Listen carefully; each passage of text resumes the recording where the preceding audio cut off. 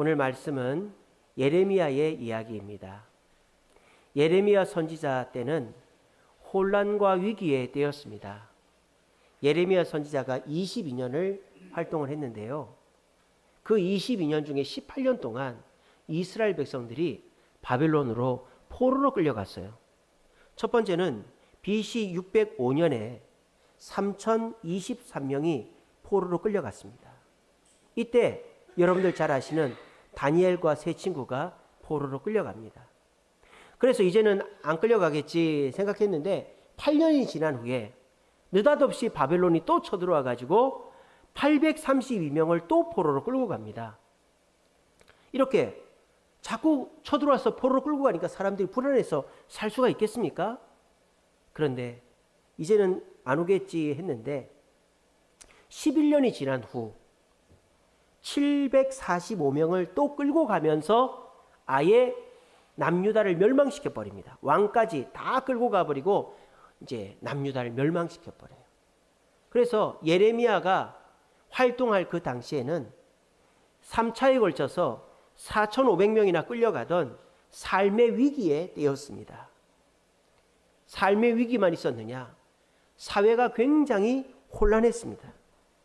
어떤 사람은 이렇게 얘기합니다. 예레미야 28장 1절에서 3절입니다. 제가 읽어드릴게요. 만군의 여호와의 하나님이 이같이 일러 말씀하시기를 내가 바벨론 왕의 멍에를 꺾었느니라. 내가 바벨론의 왕 느부갓네살이 이곳에 빼앗아 바벨론으로 옮겨간 여호와의 성전 모든 기구를 2년 안에 다시 이곳으로 되돌려 오리라. 이 말씀은 선지자 하나냐라는 사람이 이렇게 얘기했어요. 여러분, 이 말이 맞습니까? 틀렸습니까? 틀렸죠. 바벨론으로 끌려간 사람들 물건이 돌아온다잖아요. 2년 안에. 그런 일은 일어나지 않았어요. 이거 무슨 말입니까? 이 하나냐는 거짓말을 하고 있는 거예요. 하나님을 빙자해서 자기 생각을 얘기해서 사람들을 현혹하고 있는 거예요. 이 얘기를 들은 예레미야가 이렇게 얘기합니다. 하나냐야, 나도 그렇게 됐으면 좋겠다. 우리 백성들이 돌아오고 성전 기물이 다 돌아왔으면 좋겠다. 근데 내가 믿는 하나님은 그렇게 얘기 안 하던데 도대체 네가 믿는 하나님 누구냐? 그러면서 예레미야가 이렇게 얘기했습니다. 내년 이맘때 너는 죽을 것이다. 그렇게 해서 어떻게 됐을까요? 하나냐는 진짜 내년 이맘때 죽습니다. 그러니까 사회적으로 혼란스러우니까 거짓 선지자가 사람들을 선동하는 거예요. 그러니까 사람 말을 믿을 수가 없는 거죠. 누구는 바빌론을 의지해야 된다. 누구는 이집트를 의지해야 된다. 아니다, 우리가 싸워야 된다. 아니다, 산에 들어가 살아야 된다. 사람들의 의견이 갈리니까 결국은 사람들이 자기 좋은 대로 행동하는 거예요. 그래서 나라가 망했어요. 그리고 요하난이라는 사람이 예레미야를 찾아옵니다. 찾아와서 이렇게 얘기합니다. 예레미야 43장 2절에 호사야의 아들 아사랴와 가레야의 아들 요하난과 모든 오만한 자가 예레미야에게 말하기를 네가 거짓말을 하는도다. 우리 하나님 여호와께서 너희는 애굽에서 살려고 그리로 가지 말라고 너를 보내어 말하게 하지 아니하셨다라고 얘기하는 거예요. 이게 무슨 말이에요? 이 요하난이라는 사람이요, 이제 이집트 바벨론의 왕까지 포로로 3차로 끌려갔어요. 끌려가가지고 이스라엘을 망했어요. 근데 이 바벨론 나라에서 이 총독을 하나 세웠어요. 그래서 우리나라 그 총독부처럼 남유다를 식민 통치를 하는 겁니다. 그런데 그거를 꼴보기 싫었던 요하난이 반란을 일으켜가지고 그 총독을 죽여버려요. 그리고 우리가 어떻게 할까? 여기서 전쟁을, 독립운동을 할까? 어떻게 할까를 고민하고 있었어요. 요하난이 자기 따르는 사람들하고 함께. 근데 이 요하난이 하나님의 선지자 예레미야한테 물어보자 이렇게 된 거예요. 그래서 요하난이 예레미야한테 간 거예요. 가서 선지자님, 우리가 우리 땅을 함부로 다스리는 그 총독을 죽여버리고 우리가 이 나라를 되찾았습니다. 우리가 앞으로 어떻게 해야 될지 좀 가르쳐 주세요. 그랬단 말이에요. 그랬더니 이 예레미야가 너희들 딴짓하지 말고 여기 그대로 가만히 있고 바빌론에게 복종하라고 그랬단 말이에요. 근데 이 요하난이 뭐랍니까? 아니요, 우리는 이집트로 갈 겁니다. 이렇게 얘기하는 거예요. 하나님이 당신한테 이집트로 가지 말라고 말 안 했지 않습니까? 라고 얘기하는 거예요. 이게 무슨 말이에요? 이 요한나는 이미 답을 정해놓고 예레미야한테 온 거예요. 요즘 여러분 주변 사람들도 그렇지 않습니까? 뭘 물어봐요. 아, 내가 이걸 살까 저걸 살까 어떤 걸 사는 게 좋을 것 같아? 근데 내가 볼 땐 이게 좋을 것 같은데 그래 알았어 이거 살게 이러는 거랑 똑같은 거예요. 실컷 물어봐서 고민해주고 골라줬는데 그거 안 사고 이미 답을 정해온 거죠, 본인은. 그러니까 상대방이 내가 좋아하는 말을 듣고 싶은 거예요. 근데 상대가 내가 좋아하는 말을 안 해주니까 자기 생각을 고치기는커녕 상대가 틀렸다라고 얘기하는 거. 그런 다 자기 주장대로만 하는, 아무리 물어봐도 그 물어본 것에 대한 상대방의 의견에 대해서는 그냥 들어만 보고 자기 생각과 다르면 그냥 거부해버리는 그런 시대가 이 예레미야의 때였다는 거예요. 예레미야의 때는 포로로 끌려가면서 삶의 위기가 있었습니다. 그리고 이 예레미야의 때는 이 사람은 이 말하고 저 사람은 저 말하고 하니까 결국은 자기가 정해놓은 답대로 자기 생각대로 사는 시대. 그래서 혼란한 시대가 예레미야의 때였습니다. 위기와 혼란의 때, 이때에 바른 길로 인도하는 사람이 아무도 없었던 것 같지만 딱 한 사람이 있었어요. 그 사람이 누구예요? 그렇죠. 예레미야입니다. 예레미야는 어떻게 바른 길로 인도했습니까? 예레미야는 22년 동안 활동을 하면서 딱 한마디만 했어요.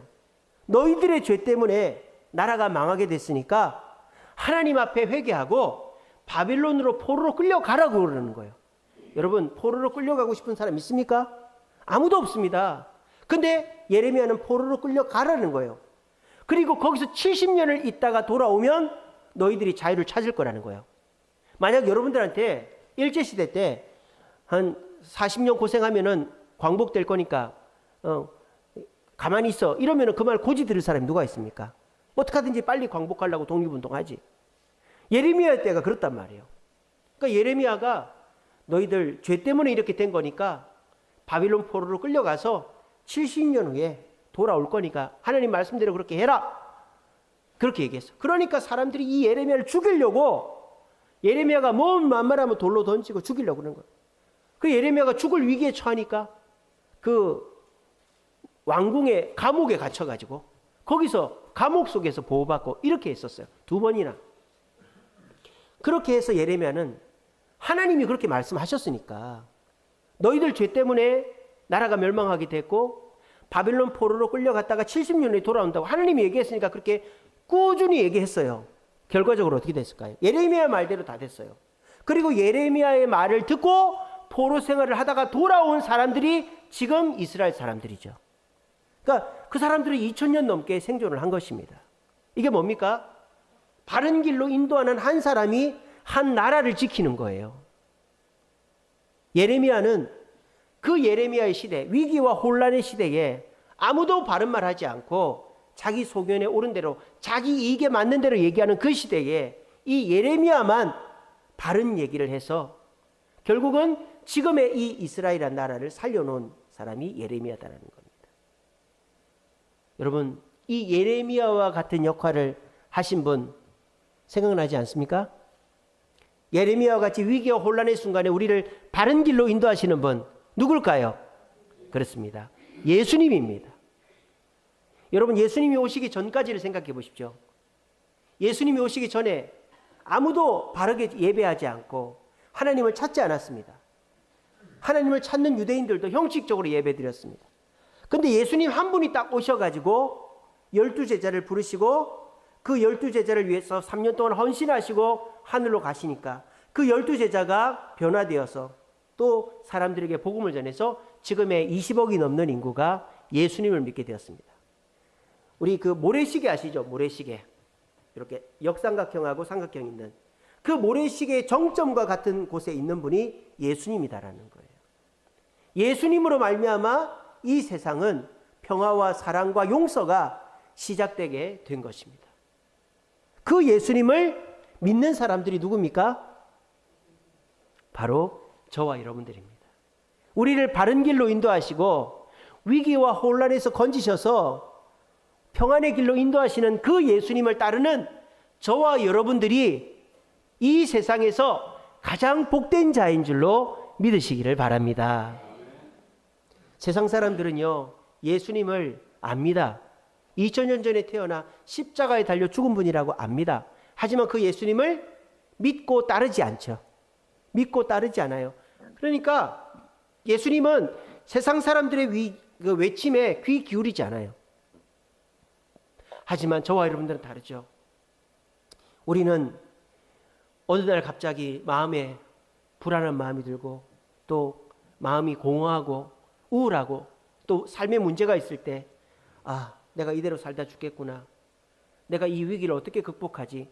그런 마음이 들었을 때 누군가의 인도함을 통해서 또는 내가 교회를 다니고 있었는데 또는 내가 내 스스로 교회를 나가서 말씀을 듣고 기도를 하면서 저 예수님이라는 분이 내 삶의 위기에서 나를 건져줄 수 있겠구나. 저 예수를 믿으면 내 삶에 혼란함이 정리가 돼서 평안이 임하겠구나 하는 마음이 들어서 예수님, 당신을 믿고 싶습니다. 당신을 믿고 천국 백성 되고 이 땅에서 혼란함도 이기고 싶습니다. 저에게 믿음을 주세요. 라고 기도했더니 내가 뭘 연구를 하고 내가 뭐 고민해 본 것도 아닌데 어느 날 갑자기 예수가 믿어지게 되어서 말씀을 들으면 그 말씀이 내 말씀인 것 같고 또 예수님의 말씀대로 실천하니까 예수님이 내 삶에 역사하시고 이런 거를 경험하게 되면서 저와 여러분들의 신앙이 이제 시작이 되고 성장을 하게 되는 것이죠. 그런 사람들이 여기 모이신 저와 여러분들입니다. 그런데 과연 여기 계신 분들 중에 그 예수님을 얼마나 부르고 있는가? 그 예수님을 얼마나 생각하고 있는가 하는 것입니다. 내 삶의 위기와 내 삶의 혼란함을 정리해 줄 수 있는 유일한 분이신데 그분을 그냥 방치하고 있지는 않은지 우리 자신을 돌아봐야 된다는 것입니다. 예레미야의 때만큼이나 지금은 위기와 혼란의 때입니다. 우리는 삶의 위기를 겪고 있습니다. 금리가 올라서 월급을 받아도 이자로 나가는 돈이 너무 많아요. 그리고 물가가 올라서 음식 하나 사 먹으려고 해도 10,000원, 20,000원, 30,000원 그렇게 합니다. 그리고 옛날에는 창조주 밑에 건물주라 그랬어요. 근데 요즘 건물주가 재미가 없어요. 공실이 너무 많아요. 또 아파트, 집 갖고 있어도 재미가 없어요. 왜? 역전세잖아요. 전세 사는 사람이 나갈 때 어떻게 합니까? 전세금을 받아 나가야 되는데 그 다음 들어올 사람이 전세금을 낮춰야 들어오니까 내가 돈을 어디서 꼬아가지고 줘야 될 판이에요. 이만큼 요즘은 우리의 삶에 실질적인 위기가 닥쳤습니다. 우리의 삶만 그렇습니까? 사회가 굉장히 혼란스럽죠. 지금 전쟁이 한창입니다. 우리나라만 전쟁이 없지 지금 중동에도 유럽에도 남미에도 미국에도 전쟁입니다. 미국에 무슨 전쟁입니까? 미국에 지금 대선하느라고 서로 총 쏘고 난리 났잖아요. 남미에도 멕시코 대선하는데 죽어나가는 사람만 수십 명이랍니다. 국회의원, 시장 선거에서. 그러니까 전 세계적으로 지금 내 뜻과 안 맞으면 양극화가 심해가지고 전쟁하는 거예요. 총싸움하는 거예요. 내로남불인 거죠. 그런데다가 다들 자기 생각이 우선이에요. 아무리 남이 얘기해도 알았어 해놓고 자기 마음대로 하는 거예요. 그리고 가정은 어떻습니까? 5분도 같이 만나서 식사할 시간도 없는 서로 무관심한 우리 가정이 되어버렸어요. 이렇게 우리의 삶은 위기이고 사회는 혼란스러운 거예요. 누구 때처럼? 예레미야일 때처럼. 근데 예레미야가 바른 길로 인도하여 그 예레미야의 말을 들은 사람들은 2000년이 넘게 살아있는 것처럼 오늘 이 자리 나와서 예수님이 나의 삶에 바른 길로 인도하시는 분이구나 하는 걸 깨닫고 그 예수님의 음성을 따라 살아가는 사람은 현재의 삶의 위기와 혼란함을 이겨낼 뿐만 아니라 내 후손들도 주님 오실 때까지 신앙 지키며 부끄럽지 않게 살다가 천국에서 다시 만나게 될 줄로 믿으시기를 바랍니다. 오늘 이 예레미야는 예수님의 모형이고 예표입니다. 그걸 어떻게 알 수 있느냐? 누가복음 19장 41절에 보면 예수님께서 가까이 오사 성을 보시고 우셨다라고 돼 있어요. 예루살렘 성을 보고 예수님 울었다고 돼 있어요. 성을 보고 운 사람이 한 명 더 있어요. 예루살렘 성을 보고 운 사람이 하나 더 있어요. 누굽니까? 바로 이 예레미야인 거예요. 그래서 이 예레미야가 예루살렘 성을 보고 울었듯이 예수님도 예루살렘 성이 로마에 멸망할 것을 보고 우셨던 거예요. 그러니까 예레미야나 예수님 비슷한 점이 많은 거예요.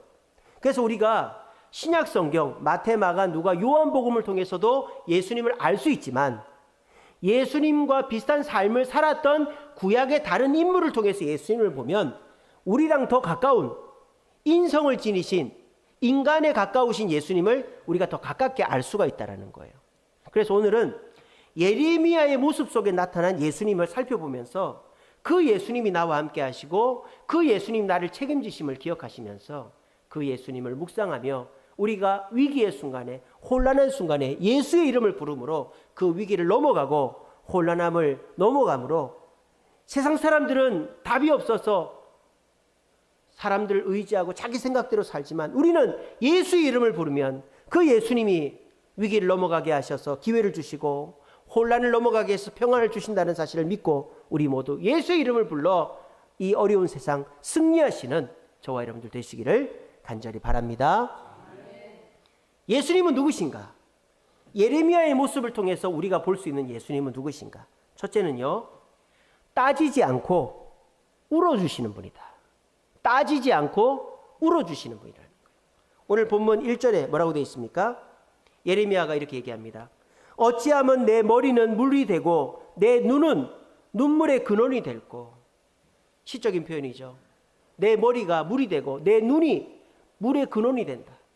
계속 운다 이 말이에요. 근데 지금 나라가 망하게 된 것은 예레미야 탓입니까? 얘기해 보세요. 예레미야 탓입니까? 아니죠. 백성들 탓이잖아요. 그러면 선지자는 원래 어떻게 됩니까? 너희들 정신 똑바로 차려라. 너희들 이런 거 잘못했고 저런 거 잘못했지. 그래서 망하는 거야. 따져야 될 거 아닙니까? 다른 선지자들은 따집니다. 엘리야는 막 불을 내리고 말이죠. 칼로 죽여버리고 그러잖아요. 나단 선지자는 다윗한테 당신이 그 염소를 뺏어간 나쁜 놈이요. 막 선지자는 상대방을 야단치고 따지는 사람이 선지자거든요. 근데 이 예레미야는 전혀 따지지 않는 사람이에요. 따지지 않아요.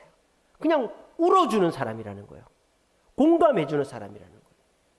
우리 예수님도 그렇다는 것입니다.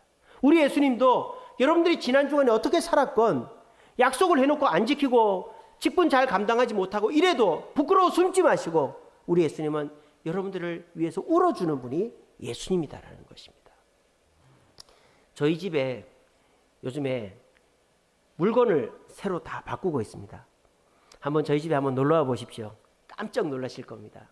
저희 집에 그 낡은 소파 버리고 큰 테이블 그것도 버리고 저 황학동 가가지고 그 식당에서 쓰는 그 식당 의자를 테이블이랑 의자를 사갖고 왔어요. 중고로 5만 원에. 그래가지고 그 수저통도 있는 그런 거 있지 않습니까? 그래서 그렇게 놓고 또 애들 방에 침대를 10년을 썼거든요. 2층 침대. 그것도 바꾸고 저희 방에 침대도 하나 사고 이렇게 했어요. 근데 이제 장모님 방에 너무 짐이 어수선하게 있는 거예요. 그래서 저희 집사람이 농을 하나 샀어요. 당근에서 2만 원에. 당근에서 2만 원짜리 농이 뭐 커봐야 얼마나 크겠습니까? 세상에 너무 큰 거예요.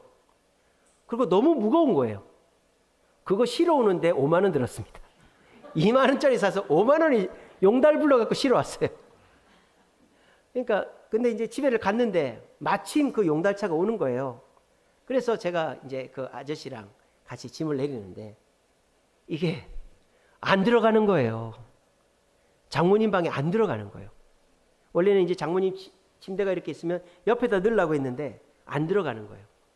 아무리 해도 안 들어가는 거예요. 옛날 같으면 제가 뭐라 했을까요? 여보! 제대로 좀 하지. 이거 제대로 재지도 않고 말이야. 이거 어떡할 거냐고. 무용지물이야. 갖다 버려! 아마 이랬을 거예요. 제가 옛날 같으면. 전 잘잘못을 따지는 성격이거든요. 왜냐? 어렸을 때 저희 부모님이 그랬어요. 뭘 잘못하면 누가 이랬어? 항상 그랬어요. 저희 아버지가, 저희 어머니가. 누가 이랬어? 희재야, 일로 와, 일로 와. 맨날 그런 소리 들으니까 저도 누가 이랬어? 누가 이랬어? 맨날 그러는 거예요. 쥐잡듯이 잡고. 근데 이제 그게 안 들어가니까 또 그런 생각이 여기까지 올라왔지만은 제가 전에 뱉은 말이 있잖아요. 요즘은 안 따지고 괜찮아. 같이 해결하자 이렇게 한다고 그랬잖아요. 그래서 제가 옷을 다 벗고 편한 옷을 입고 한번 해보자고. 근데 도저히 그 침대 옆에는 안 들어가요. 그거 어떻게 했는지 아세요? 장모님 방에 있는 짐을 다 뺐어요. 그 행거며 뭐 짐 싹 다 빼고 제일 먼저 그 농을 자리를 딱 잡았어요. 그리고 그 양옆으로 행거하고 짐을 쌓으니까 다 끝내놓고 보니까 그 큰 농이 들어갔으니까 짐이 다 못 들어갈 줄 알았거든요. 오히려 짐이 더 깔끔하게 들어가고 더 방이 깨끗해진 거예요. 한번 와서 보십시오. 우리 권사님들 한번 와서 보십시오. 장모님 방이 그래도 나름대로 깨끗해졌어요. 그래가지고 끝내고 나서 보니까 기분이 좋은 거예요. 다들 우리 온 식구가 다 기분이 좋았어요. 만약에 그때 제가 어이구 이 옆에내야 제대로 채보지도 않고 이런 걸 사갖고 와가지고 집만 만들었다고 이랬으면 온 집안 분위기가 엉망진창이 되고 집사람 울고 불고 며칠 동안 또 하고 있었을 거예요. 근데 제가 그때 마음 하나 고쳐먹고 따지지 않고 같이 땀 흘려준 거예요. 여보 이거 같이 해보자. 이렇게 해볼까 저렇게 해볼까. 일단 짐을 빼자. 이렇게 해서 딱 자리를 잡고 저희 집사람 반찬 가지수가 달라지고 예. 당신 그럴 줄 몰랐다면서 당신 최고라면서 그래 됐습니다. 여러분 우리 주변에 이런 사람이 있어야 되는데 저 같은 사람이 있어야 되는데 요즘 다 따지는 사람들밖에 없어. 이거 누가 이랬어? 이거 누가 이랬어? 이런단 말이야. 자 사람들이요 이거 누가 이랬어라고 왜 할까요? 책임 안 지려고 그러는 거예요. 이거 네 탓이야. 이거 네가 이렇게 했잖아. 네가 해결해. 사람들은 책임 안 지려고 따진단 말이에요. 근데 우리 예수님은 따지지 않습니다. 왜? 책임져 주시려고 내가 또 안으려고 내가 울어줘서 내가 해결해 주려고 하신단 말이에요. 그 예수님을 부르고 찾고 의지하면 여러분들이 책임져야 될 짐이 절반 아니 전부가 줄어드는 줄로 믿으시기를 바랍니다. 우리 주님은요 따지지 않고 울어주시고 책임져 주시는 분이에요. 두 번째로 우리 예수님은 누구실까요? 바른 말을 해주시는 분이다. 바른 말을 해주시는 분이다. 오늘 4절에 보면 이렇게 되어 있습니다. 너희는 각기 이웃을 조심하며 어떤 형제든지 믿지 말라. 형제마다 완전히 속이며 이웃마다 다니며 비방함이라. 사람들은 바른 말 하기를 좋아하지 않습니다. 사람들은 듣기 좋은 말을 하기를 좋아합니다. 듣기 좋은 말을. 왜 그럴까요? 이것도 똑같아요. 바른 말을 하면요 내가 거기에 엮여버리기 때문이에요. 만약에 여러분들한테 누가 물어봐요.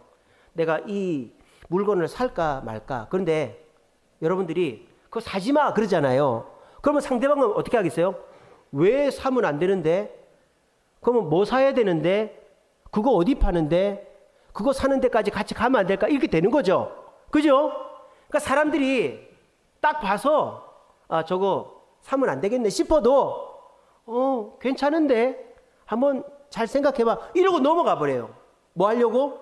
엮이지 않으려고 그러는 거예요. 여러분 바른 말 하는 것은요 바른 말만 해놓고 나 몰라라 하는 사람은 뭐 그런 사람도 있겠지만 진짜 나쁜 놈이고 대부분은 어때요?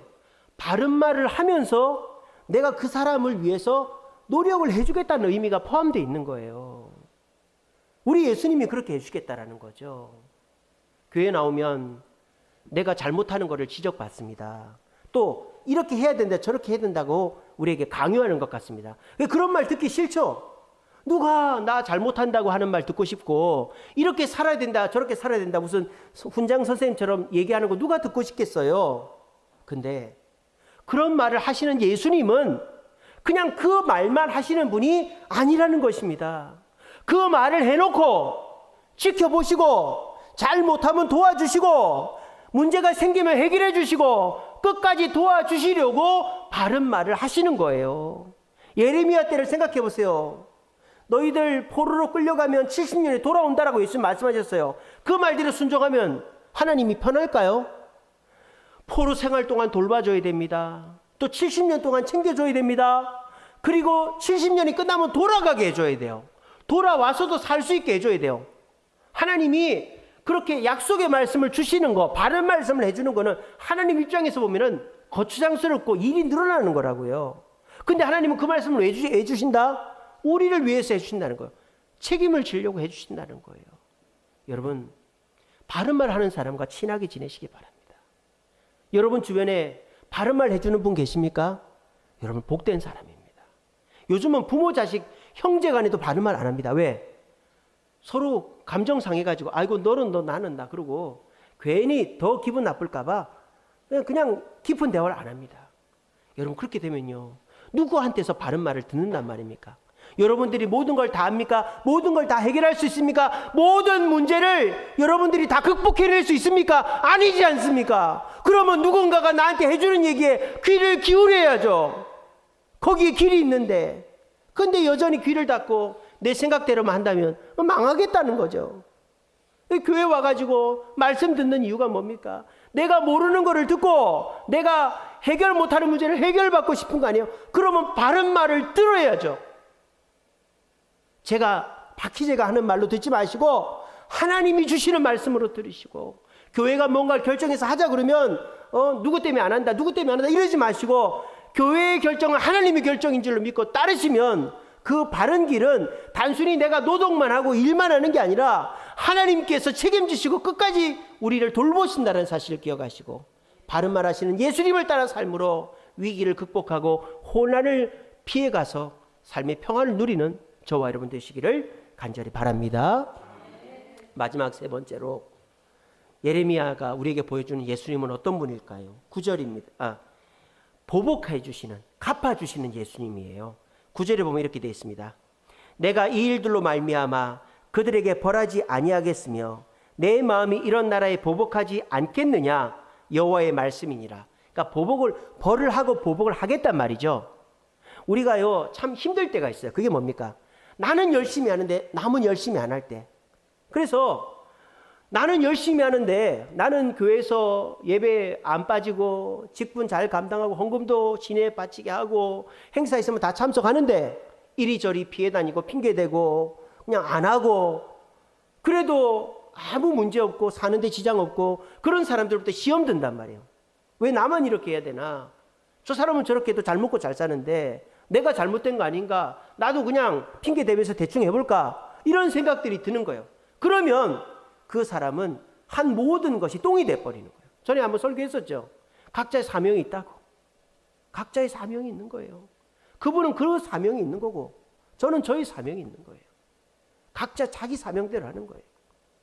그리고 우리 주님께서 갚아주시는 거예요. 여러분들이 그 억울함 주님 다 갚아주십니다. 지금 남들이 모르죠. 남들이 모르게 새벽기도 수요기도 금요기도 하고 남들이 봉사할 때 봉사하고 나도 쓸 거 없는데 헌금하고 나도 부끄럽고 자존심 상한데 전도하고 주님이 다 보고 계십니다. 그리고 주님이 다 갚아주십니다. 요리조리 미꾸라지처럼 피해 다닌 사람 주님이 다 벌하실 거고요. 남들이 뭐라고 해도 그냥 묵묵하게 자리를 지키는 사람, 그 사람의 인생을 가만히 보시기 바랍니다. 5년 후가 다르고 10년 후가 다르고 20년 후가 다를 것입니다. 여러분 시간을 두고 보십시오. 주님 앞에 묵묵하게 자리를 지키고 충성하는 자의 5년, 10년, 20년 후는 점점 나아질 것입니다. 하지만 이리저리 피해 다니고 내 욕심 부리고 내 자존심, 내 건강만 살피는 사람은 5년, 10년, 20년 후가 밟지를 못할 것입니다. 하나님은 갚아주시는 분이에요. 오늘 이 자리에 계신 분들은 모두가 주님 앞에 충성하는 분들인 줄 믿습니다. 제가 어제도 너무 기뻤어요. 우리 일남전도에 그래도 같이 모여서 등산도 가시고 또 끝나고 집에 가셔야 되는데 교회 오셔가지고 교회 청소를 하시더라고요. 일남전도에. 그리고 우리 일여전도에 또 식사 준비하느라고 아침같이 오시고 그리고 우리 이여전도에 또 와가지고 청소하시고 또 저는 이제 아이들 데리고 공도 차고 애들하고 놀아주고 토요일 날 교회가 북적북적했어요. 청소도 잘하고 깨끗이 하고 어제도 우리 지하 창고도 정리하고 카페도 정리하고 청소 많이 했습니다. 정말 그렇게 우리 성도들이 그래도 열심히 교회 와서 충성하신 거 보니까 너무 기쁘더라고요. 오늘도 우리 또 전도회별로 전도도 하시고 얼마나 좋습니까? 여러분 남들 생각하지 마세요. 누구는 교회도 안 나와도 잘 먹고 잘 살더만 5년 10년 후에 그 사람 다시 보십시오. 진짜 그렇게 사는지 그 자식들이 그렇게 잘 되는지 한번 보십시오. 근데 내가 죽으라고 새벽기도 자리 지키고 내가 죽으라고 직분 감당하고 내 쓸 돈 아껴가면서 헌금하고 해서 내 건강이, 내 가정이, 내 자식이 어떻게 되는지 한번 보십시오. 5년, 10년, 20년 후에. 저는 죽으라고 하는 쪽을 선택하겠습니다. 그리고 저와 저희 집사람과 저희 아이들은 하나님이 책임지실 줄로 믿습니다. 갚아주신 하나님을 바라보시고 예수님을 묵상하시면서 억울함을 달래시고 주님 안에서 평안과 기쁨과 기회를 얻으시는 저와 여러분들 되시기를 간절히 바랍니다. 말씀을 맺겠습니다. 이렇게 예수님을 바라보면서 살아간 사람이 어떻게 될까요? 여러분들이 피부로 와닿게끔 어떤 한 권사님이 이야기를 해드리고 오늘 말씀을 마치겠습니다. 제가 우연히 유튜브에서 여수 성동교회 홍금아 권사님이라는 분의 간증을 들었어요. 우리도 지지난주 금요 기도회 때 우리 김옥근 권사님이 간증하셨거든요. 남편 얼마 전에 돌아가셨잖아요. 그 아픔의 시기를 어떻게 극복하고 계신지를 간증을 해주셨어요. 근데 그 간증이 우리도 은혜 받았지만 우리 교회 홈페이지에 교회 유튜브에 올려놨는데 지금 시청자 수가 141명이 넘었어요. 그래가지고요 광고가 붙었어요. 광고가. 오늘 나중에 우리 유튜브 들어가서 한번 보세요. 그 권사님 그 영상을 누르면 광고가 나옵니다. 제 설교는 한 10명 보나? 광고 이런 거 꿈도 못 꾸고 한 10명도 안 봅니다. 근데 우리 권사님 간증 141명이 본 거예요. 그만큼 은혜로웠다는 뜻이죠. 근데 그 여수 성동교회 그 교회 권사님도 마찬가지예요. 그 홍금아 권사님이라는 분은 해녀예요. 해녀. 여수에 무슨 해녀가 있나? 여수에도 해녀가 있습니다. 거제도에도 해녀가 있고 남해에도 해녀가 있고 여수에도 해녀가 있어요. 제주도에 있는 해녀들은 그냥 그 앞바다에 있는 거를 따요. 앞바다에도 많으니까. 근데 거제도나 남해나 여수는요 앞바다에는 없거든요.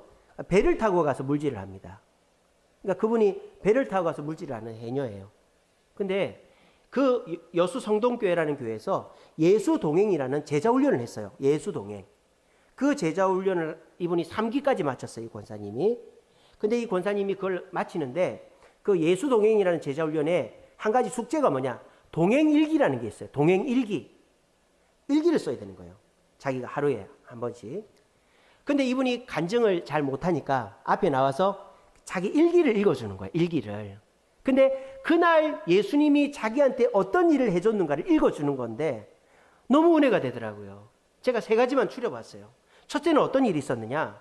이분이 배를 타고 물질을 갔어요. 그래서 물에 들어갔는데 너울이 너무 심한 거예요. 파도는 팍 치는 건데 너울은 물이 울렁울렁 하는 거 있지 않습니까?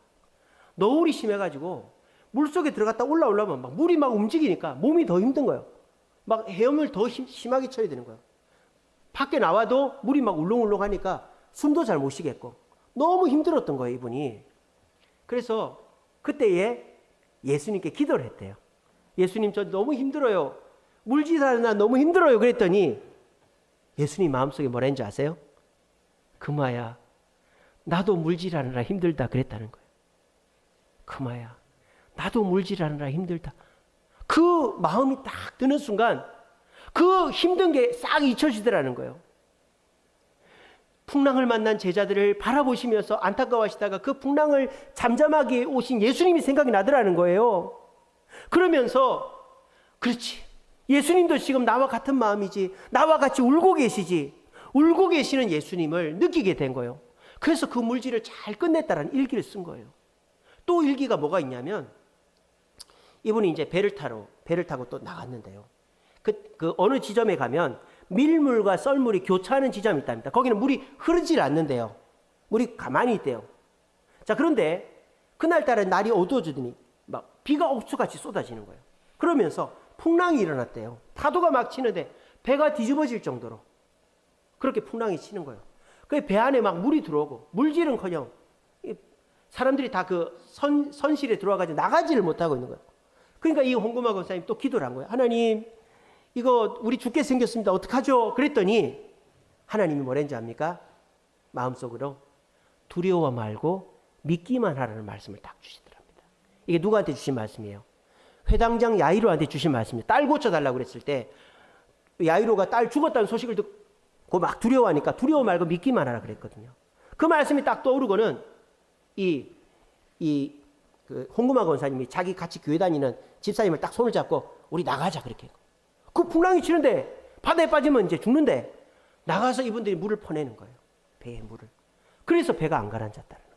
그 일기를 딱 써놓은 거예요. 그래서 바른 길로 인도하시는 예수님을 만났다는 거예요. 또 일기 중에 이런 게 있습니다.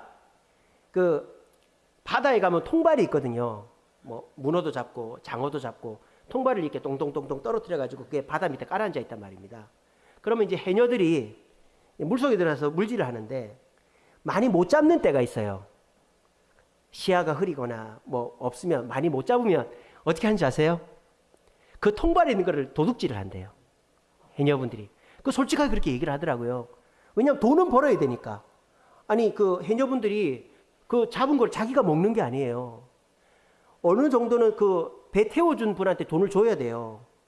그리고 자기가 나머지는 갖는 거예요. 근데 많이 못 잡으면 자기가 가져가는 게 없는 거예요. 그거 다 그냥 배삭수로 나가는 거예요. 그러니까 이 해녀들이 잡은 게 없으면 습관적으로 관례적으로 남의 통발에 있는 문어도 빼고 장어도 빼고 개도 빼고 빼서 자기 주머니에 담아가지고 간다는 거예요. 그 얘기를 하는 거예요. 그런데 자기도 이제 잡은 게 없어가지고 남의 통발에 손을 대려고 하는데 물속에서 하는 일인데 누가 알겠습니까? 아무도 모르죠. 옆에 있는 사람도 몰라요. 근데 하나님이 그러지 마라 그러는 거예요. 너 그러지 마라. 내가 책임져 줄게. 너 그러지 마라. 그래서 그때 겁을 딱 먹고 하나님 안 그러겠습니다. 딱 안 그랬대요. 그랬더니 남들만큼 잡게 해주시고 손해 나지 않게 해주셨다는 일기를 썼어요. 보복하신 하나님, 벌 주신 하나님을 깨닫게 된 것이죠. 여러분, 우리도 그렇게 할 수 있어요. 오늘 여기 계신 분들도 함께 할 수 있어요. 여러분들이 직장에서 일을 할 때, 가정에서 일을 할 때, 학교에서 공부를 할 때 하나님 저 힘들어요. 힘드냐? 나도 힘들다. 나도 너랑 공부하고 있다. 울어주신 하나님, 예수님 만날 수 있고요. 여러분들이 위기를 만났을 때 저 너무 힘들어요. 너 죽을 것 같아요. 그렇게 기도하면 두려워 말고 믿기만 하라. 바른 말씀을 해주시는 예수님 만날 수 있고요. 또 내가 혼자 있을 때, 내가 유혹받을 때, 죄 짓고 싶을 때 너 그러면 안 돼. 우리를 벌하시는 하나님을 만나서 죄 안 짓게 해주시고요. 그렇게 예수님과 함께하면, 동행하면 홍금화 권사님이 누렸던 그 예수님의 축복을 누릴 수가 있는 거예요. 요즘 시대 너무 위기의 시대입니다. 혼란한 시대입니다. 누구 말이 맞는지 몰라요. 그냥 물 흐르듯이 살아가면 여러분 아무것도 안 됩니다.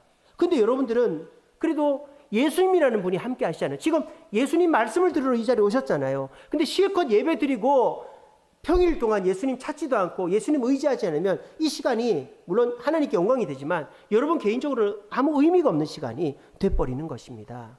이 시간에 말씀을 가슴 깊이 새기시기 바랍니다. 복잡한 거 하나도 없어요. 여러분들이 위기의 순간에 예수님을 부르시고, 여러분들이 곤란한 순간에 예수님을 부르시고, 죄 짓는 순간에 예수님을 부르면 됩니다. 그러면 예수님이 너도 힘드냐? 나도 힘들다. 너 이렇게 해야 된다. 두려워 말고 믿기만 해라. 그렇게 말씀해 주시는 거예요.